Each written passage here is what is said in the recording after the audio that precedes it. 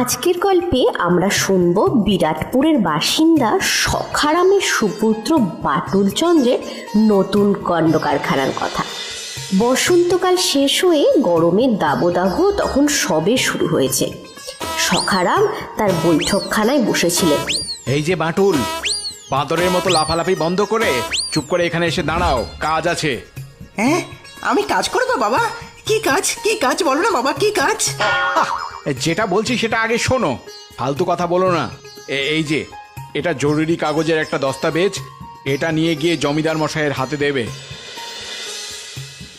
আচ্ছা, জমিদার বাড়ি গিয়ে দিতে হবে বাবা? তো জমিদার বাবু জমিদার বাড়িতে থাকবেন না তো কোথায় থাকবেন? অদ্ভুত প্রশ্ন তোমার। ঠিক আছে বাবা, আমি যাই তবে। আর শোনো, এই কাগজগুলো শুধুমাত্র জমিদার বাবুর হাতেই দেবে, অন্য